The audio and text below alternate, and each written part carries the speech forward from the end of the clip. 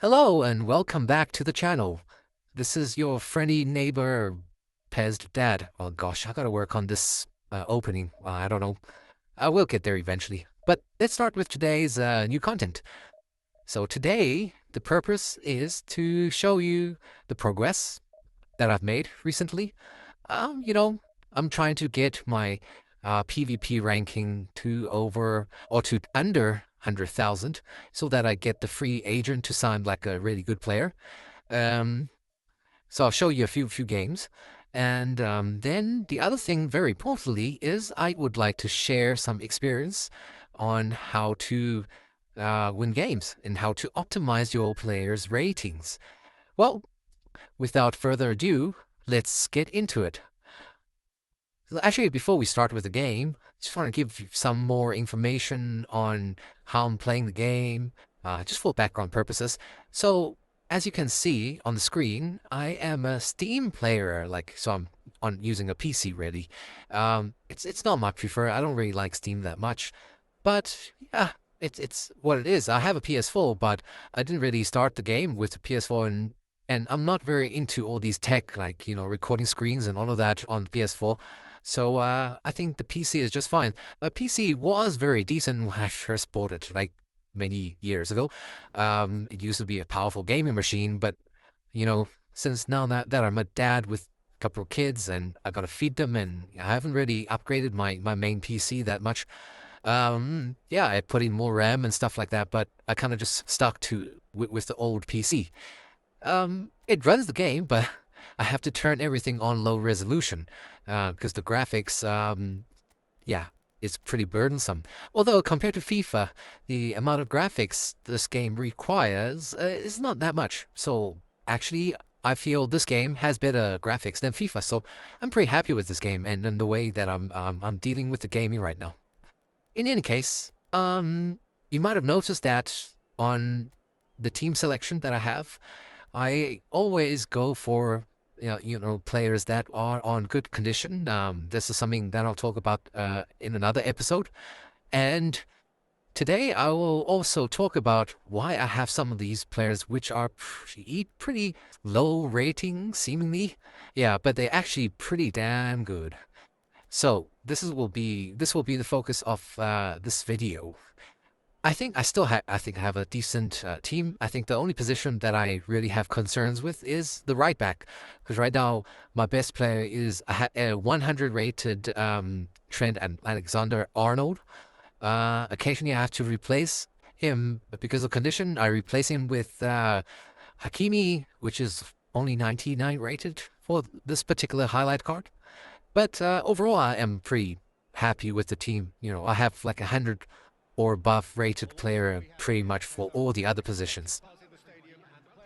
Yeah, so when I saw the opponent's team, I was quite confident because I was thinking, yeah, he doesn't have a great team and have better ratings than he does, so I should be able to take him on no problems. The truth is, I made things very difficult for myself, more difficult than necessary. I was complacent at the beginning, conceded a very early goal through a stupid mistake, but in no time I managed to come back. I was gaining my confidence back, and then by halftime I scored two quick goals, and it was 3-1 already. I went on to score another in the second half before he managed to pull one back with a really good Rooney strike. But then I made it 5-2. By that time I was thinking, yeah, I'm going to win this game easily. Turns out I nearly did Man City versus Fulham. Well, Man City won that game, but Fulham nearly came back, and this almost happened to me. Managed to score three goals. Sorry, excuse me, two goals to get to 5-4. So then I went defensive. I tried a lot of things. That just tells you that sometimes stats is not everything, right? And honestly, when you have the stronger team and you see the opponent has a team of lower stats than you do, you get complacent. Yeah, in any case, yeah, the lesson learned here is that you should always be vigilant.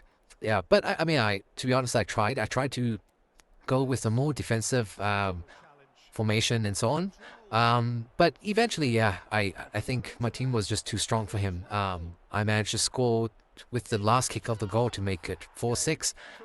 Yeah, it was a tough one, but I won nevertheless. Okay, for the next segment of this video, I want to discuss the main topic. That is how to optimize your player's rating. What determines if you win the game or not? For me, there are four pillars. The first one is mainly the tactics that you employ. The second one, whether you have skills at your controller. Thirdly, the player's condition. And lastly, it's your player's rating, right? How good your squad is, really. I will discuss all of these topics at some stage, but today I want to focus on the player's stats, or should I say rating, for the particular position that you deploy them in.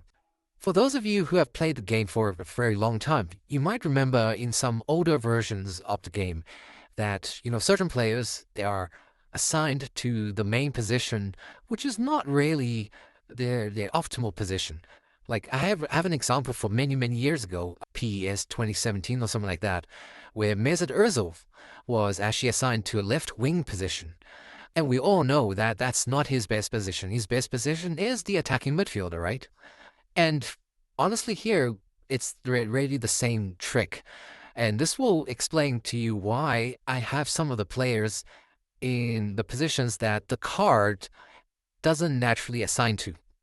To help me demonstrate this, I'm going to use a website called efootballhub.net. It's a very useful website. If you don't know it, you can search for all the cards in the game. It would show you how you can train the card and how usually the training automatically assigns the points in the game. So the trick is that the game actually assigns the points according to the assigned position of the card. But that might not be the best position the particular player is suited to. In my current squad, one of the biggest example is, I'm going to show on the screen, is Frank Rijkaard.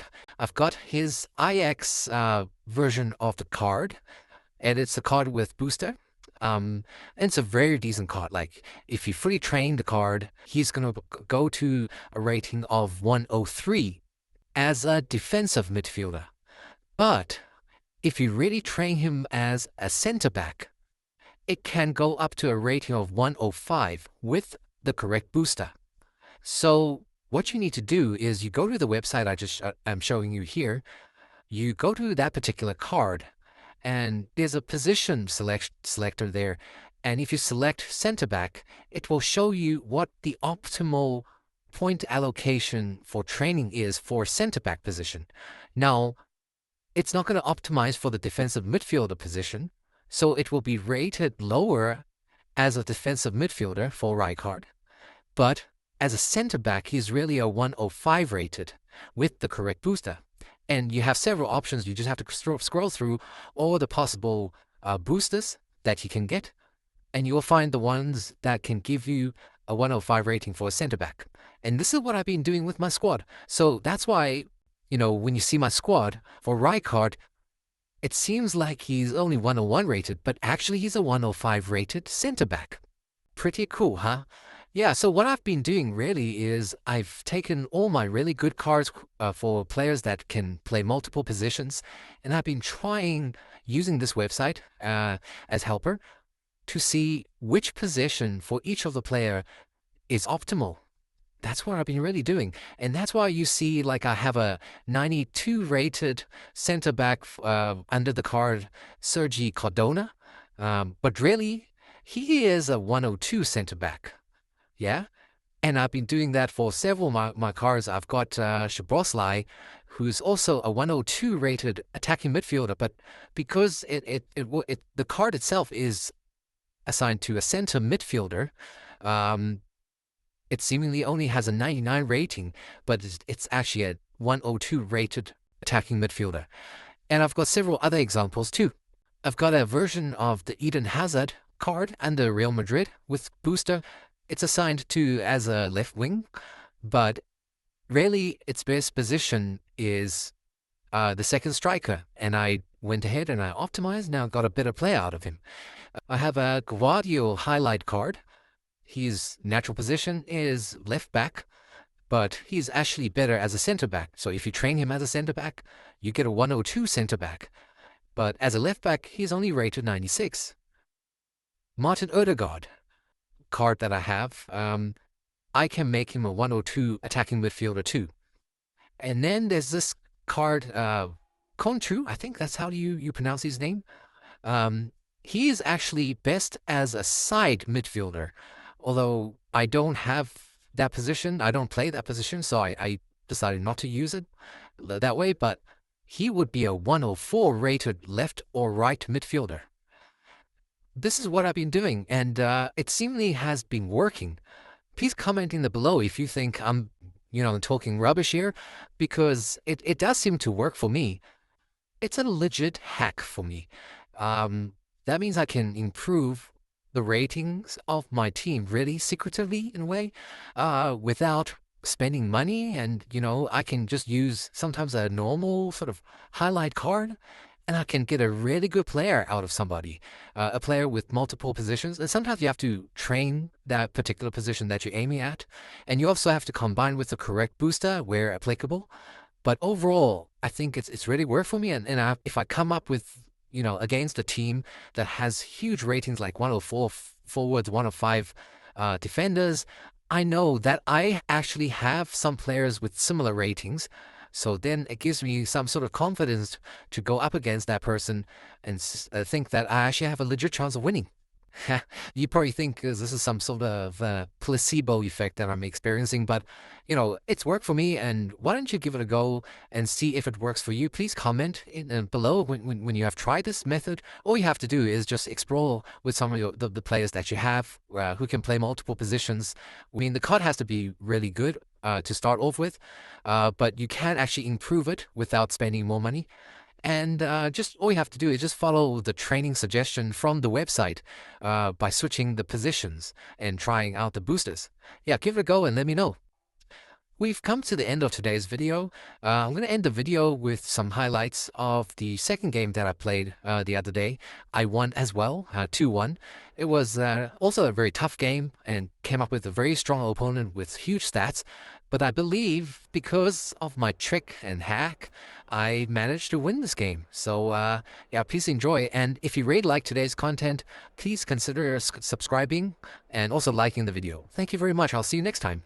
Aggressive attacking intent. Goals are very much in mind, while you hope to keep outscoring the opposition, knowing you're probably... And the finish!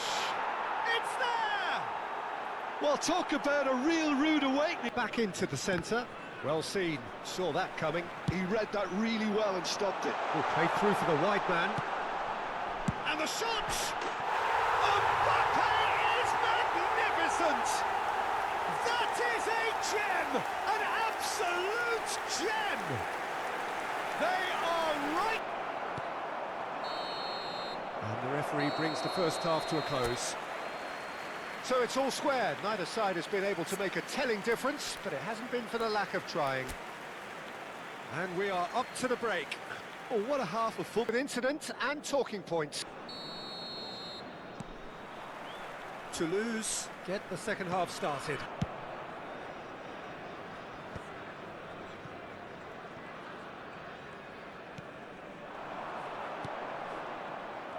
A slightly better ball would have led to a very different outcome there. Toulouse clearly should have gone for... Oh, what has happened? Real chance! Goal! Toulouse! Into the lead once more.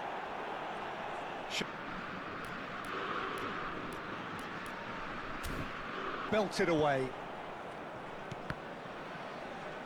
And the number on the board is 3. And time is up. Toulouse proudly puff out their chests in victory.